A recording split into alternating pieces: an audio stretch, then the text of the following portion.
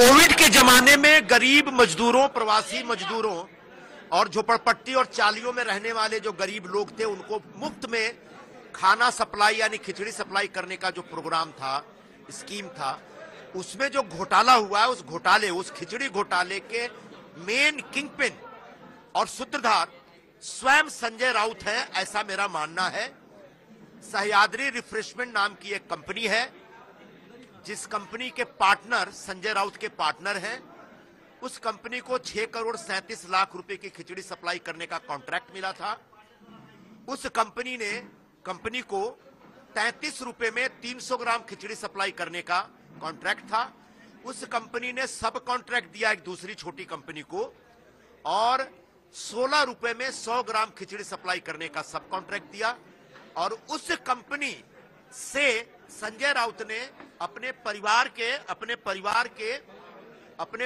के सदस्यों के नाम पे और पार्टनर के नाम पे लगभग 1 करोड़ की दलाली ली है। मुझे बड़ा दुख होता है, संजय राउत की बेटी का नाम इधर आ रहा है। उनकी बेटी मेरी बेटी की तरह है, मेरे मन में उसके प्रति बहुत सहानुभूति है और मुझे पूरा विश्वास है कि उनकी बेटी को सह्याद्री रिफ्रेशमेंट के जो पार्टनर हैं, जो घोटालेबाज हैं, उससे उसका कोई लेना देना कभी देखा भी नहीं होगा, परिचय भी नहीं होगा। लेकिन उसकी बच्ची के अकाउंट में सह्याद्री रिफ्रेशमेंट के अकाउंट से पैसे आते हैं, संजय राउत के भाई के अकाउंट में सह्याद्री रिफ्रेशमेंट के अकाउंट से पैसे आते हैं और संजय राउत का पार्टनर जो पाटकर हैं उनके अकाउंट में भी सह्याद्री रिफ्रेशमेंट के अकाउंट से पैसे आते हैं। तो ये सारा का सारा घोटाला संजय राउत ने किया है।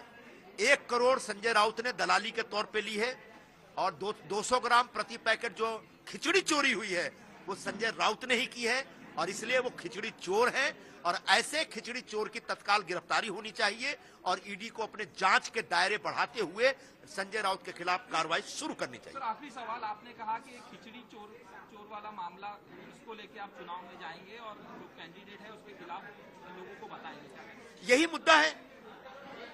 जब Shiv Sena, Ubatha, Congress party, India alliance और एमवीए भ्रष्टाचार को बड़ा बड़ा मुद्दा बना करके लोगों के सामने जाती है, तब मुझे लगता है कि अपने क्षेत्र के तमाम मतदाताओं को मुझे बताना पड़ेगा कि जो उम्मीदवार शिवसेना उबाठा की तरफ से आया है वह उम्मीदवार अपने आप में खिचड़ी चोर है और घोटाले का अभियुक्त है। उसके खिलाफ छानबीन हो रही है, पता नहीं कब वो गिरफ्तार हो। सर, नवरात्रि की बात कही कि 7 दिन में बताएंगे कब इसमें जाने वाले हैं।